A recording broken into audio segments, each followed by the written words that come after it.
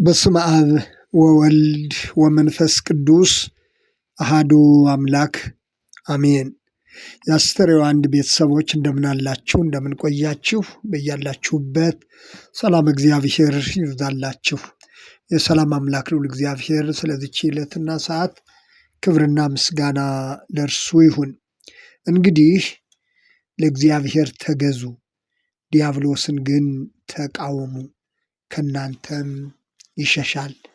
የሐዋርያው የያዕቆብ መልእክት ምዕራፍ 4 ቁጥር 7። በዚህ ቃል አብረን እንቆያለን። መልእክቱ ለሌሎችም እንዲደርስ ላይክና ሼር በማድረግ እንድትጀምሩ፣ ሰብስክራይብ ያላደረጋችሁም ሰብስክራይብ እንድታደርጉ በአክብሮት አሳስባለሁኝ። ባለፈው መድኃኒታችን ኢየሱስ ክርስቶስ በጾሙ ወቅት ዲያብሎስን እንዴት እንደተቃወመው፣ ስራውን እንዴት እንዳፈረሰው አይተን ነበር።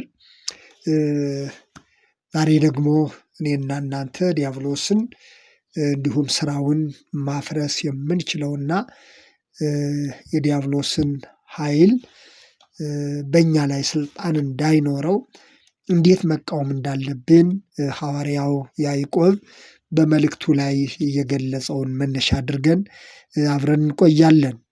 ያዕቆብ ምዕራፍ 4 ከቁጥር 7 ጀምሮ እንደዚህ ይላል።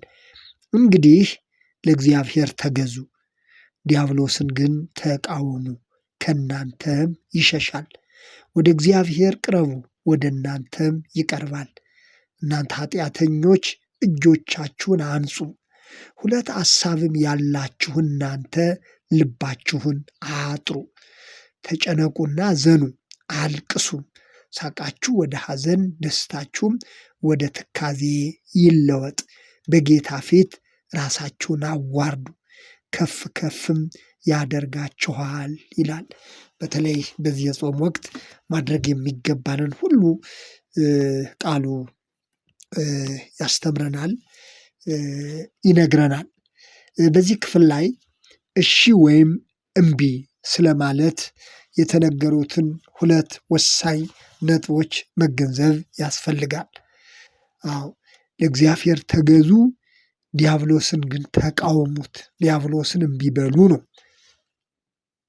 ለእግዚአብሔር ተገዙ፣ ዲያብሎስን ግን ተቃወሙት። በተለይ በዚህ በአብይ ጾም ወቅት ትልቁ የቤተ ክርስቲያን አገልግሎት በተለይ በመጀመሪያው ሳምንት ላይ ቤተ ክርስቲያን ትኩረት አድርጋ ከምታስተምራቸው አስተምሮች መካከል ለእግዚአብሔር ስለመገዛት ነው። አዎ መዝሙራቱ በዳዊትም በቅዱስ ያሬድም ዝማሬ ሁሉ ለእግዚአብሔር ተገዙ፣ ተቀኔው ለእግዚአብሔር በፍርሃት፣ እግዚአብሔርን በመፍራት ተገዙ፣ ለእግዚአብሔር ፈቃድ ራሳችሁን አዘጋጁ የሚል እንደሆነ ይታወቃል። ስለዚህ በዚህ ክፍል ዲያብሎስን ተቃወሙ አለ ያዕቆብ፣ ከእናንተም ይሸሻል። በተቃወምን ቁጥር ዲያብሎስ ከኛ ይሸሻል ማለት ነው። ወደ እግዚአብሔር ቅረቡ አለ፣ ወደ እናንተም ይቀርባል። ስለዚህ ዲያብሎስ የሚጠቀምበትን የኃጢአት አይነት ሁሉ በመተው ለእግዚአብሔር መገዛት እንደሚገባ፣ ለእግዚአብሔር ተገዛን ማለት ደግሞ ዲያብሎስን መቃወም እንደሆነ፣ ለእግዚአብሔር ተገዙ፣ ዲያብሎስን ግን ተቃወሙ። ዲያብሎስን ስንቃወም በፊታችን የመቆም ስልጣን አይኖረውም ማለት ነው። ሐዋርያው ጴጥሮስም ባላጋራችሁ ዲያብሎስ የሚውጠውን ፍለጋ እንደሚያገሳ አንበሳ ይዞራልና ሲል ገልጿል። አንደኛ ጴጥሮስ ምዕራፍ 5 ቁጥር 8 ላይ ባላጋራችሁ ጥንተ ጠላታችሁ ዲያብሎስ ዛሬም የሚውጠውን ፍለጋ እንደሚያገሳ አንበሳ ይዞራል። የሚውጠውን ፍለጋ ዲያብሎስ ከሆነለት የተዘናጋውን ሰው ካገኘ ይውጣል ማለት ነው። መቃወም ያስፈለገውም ከዚህ የተነሳ ነው። ምክንያቱም አዘናግቶ የሚውጥ ስለሆነ፣ ምሕረት ስለሌለው። ጌታችን ኢየሱስ ክርስቶስ ባለፈው ማቴዎስ 4 ላይ ያለውን ጠቅስን እንደተመለከትነው ሁሉ ሂድ አንተ ሰይጣን በማለት ነው የተቃወመው። ሂድ አንተ ሰይጣን።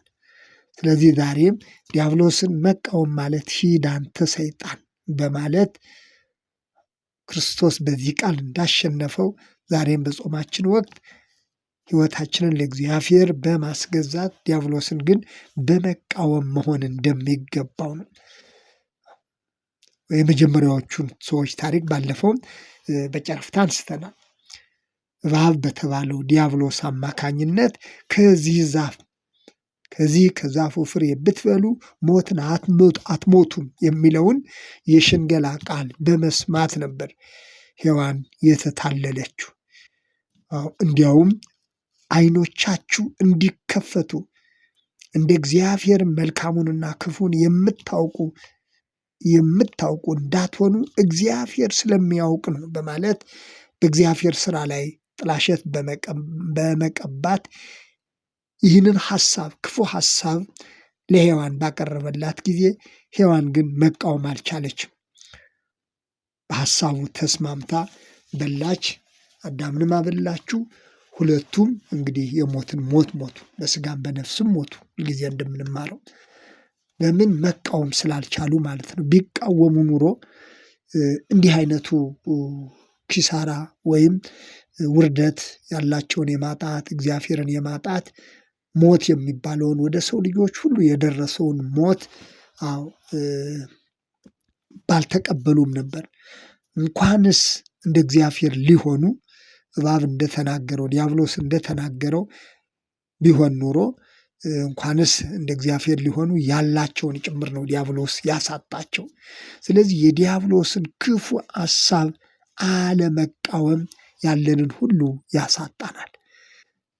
የእግዚአብሔርን ፈቃድ መፈጸም፣ ለእግዚአብሔር መገዛት፣ ዲያብሎስን ግን መቃወም። ሐዋርያው ያለን ይህንን ነው። ለእግዚአብሔር ተገዙ፣ ዲያብሎስን ግን ተቃወሙት። ዲያብሎስን መቃወም ከዲያብሎስ አሰራር ነፃ መውጣት ነው። ስለዚህ የተለያዩ የቅዱሳንን ሕይወትና ታሪክ ስንመለከት ለአምላካቸው ለእግዚአብሔር በመገዛታቸው የዲያብሎስን ሐሳብና ፈቃድ አሰራሩን በመቃወማቸው ድልን ተቀዳጅተዋል። ዛሬም እኔና እናንተ ሰይጣንን ካልተቃወም ነው በስተቀር መልካም የሚመስሉ ነገሮች፣ በጎ የሚመስሉ ነገሮችን እያሳየን ከሚወደን ከእግዚአብሔር ፈቃድ ሊነጥለን እንደሚችል ማወቅ አለብን። እንደ ጌታችን እንደ ኢየሱስ ክርስቶስ ዲያብሎስን ልንቃወም ያስፈልጋል። ስለዚህ ዲያብሎስን ተቃወሙ ከእናንተም ይሸሻል። ለእግዚአብሔር ተገዙ፣ ወደ እግዚአብሔር ቅረቡ፣ ወደ እናንተም ይቀርባል። ዲያብሎስን ስንቃወም ከኛ ይሸሻል። ወደ እግዚአብሔር ስንቀርብ ደግሞ እግዚአብሔር ይበልጥ ወደኛ ይቀርባል፣ ወደኛ ይቀርብ። የሚገርም ነገር ነው። ይሄ አጸፌታዊ የሆነ ነገር ነው። እኛ ወደ እግዚአብሔር በቀረብን ቁጥር እግዚአብሔር ወደኛ ይቀርባል። ዲያብሎስን ደግሞ በተቃወምን ቁጥር ከኛ ይሸሻል። ዲያብሎስን እንዲሸሽ በእኛ ላይም ኃይልና ስልጣን እንዳይኖረው የእኛ ድርሻ ዲያብሎስን መቃወም፣ ለእግዚአብሔር ደግሞ መታዘዝ። ለእግዚአብሔር መታዘዝ ያዕቆብ በመልእክቱ ያዕቆብ ምዕራፍ 3 ቁጥር 17 ላይ ላይኛይቱ ጥበብ ግን ይላል በመጀመሪያ ንጽሕት ሰማያዊ የሆነችው ጥበብ ከእግዚአብሔር ዘንድ የሆነችው ጥበብ በመጀመሪያ ንጽሕት ናት፣ በኋላም ታራቂ፣ ገር፣ እሺ ባይ፣ ምሕረትና በጎ ፍሬ ሁሉ ያለባት፣ ምሕረትና በጎ ፍሬ ሁሉ የሞላባት፣ ጥርጥርና ግብዝነት የሌለባት ናት ይላል። ከእግዚአብሔር ዘንድ የሆነችው ሰማያዊ ጥበብ የተባለችው የእግዚአብሔርን ፈቃድ በመፈጸም ላይ የተመሰረተች፣ ስለዚህ ንጽሕት ናት አለ። በኋላም ታራቂ ናት፣ ገር ናት፣ ደግሞ እሺ ባይ፣ ምሕረትና በጎ ፍሬ የሞላባት፣ ጥርጥርና ግብዝነት የሌለባት ናት።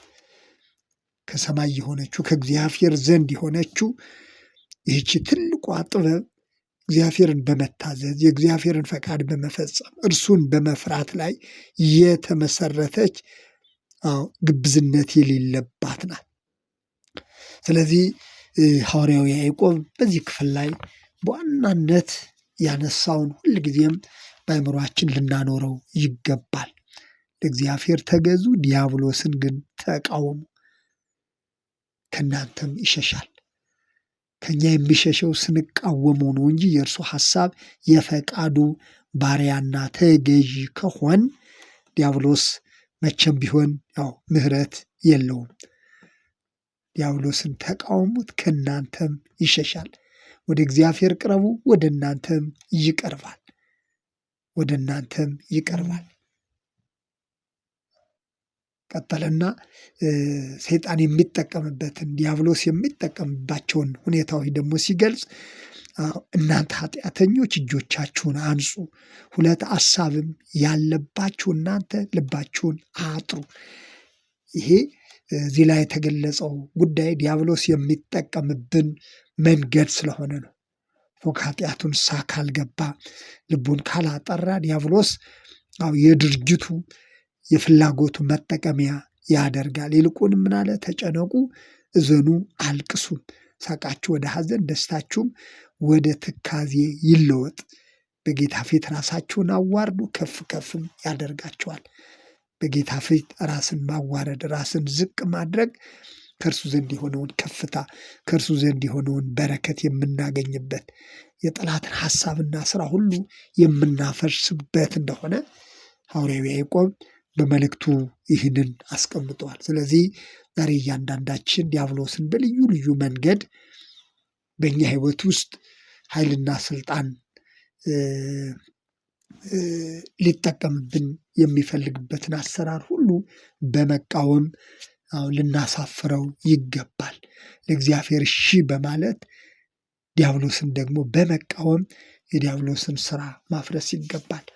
በተለይ ጾም፣ ሱባኤ ብለን በዚህ ሰዓት ብዙዎቻችን በመንፈሳዊ ሕይወታችን ከእግዚአብሔር ዘንድ በረከት ለማግኘት የምንጥር እውነተኛ የሆነውን የጾም ሕይወት፣ እውነተኛ የሆነውን መንፈሳዊ ሕይወት በሕይወታችን የምንፈልግ የምንናፍቅ ሁሉ ግብዝነት የሌለበትን ዲያብሎስ የሚያፍርበትን ዲያብሎስ ግብዝነትን ይፈልጋል።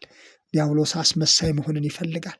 ምክንያቱም እርሱ በማስመሰል ነው ከመጀመሪያዎቹ ሰዎች ጀምሮ ክብራቸውን ያሳጣቸውና ለሞት የዳረጋቸው አስመስሎ በማቅረብ ነው። የዲያብሎስ አንዱ መገለጫ ማስመሰል ነው፣ ግብዝነት ነው። ስለዚህ ሐዋርያው ያዕቆብን ግብዝነት የሌለባት አለ።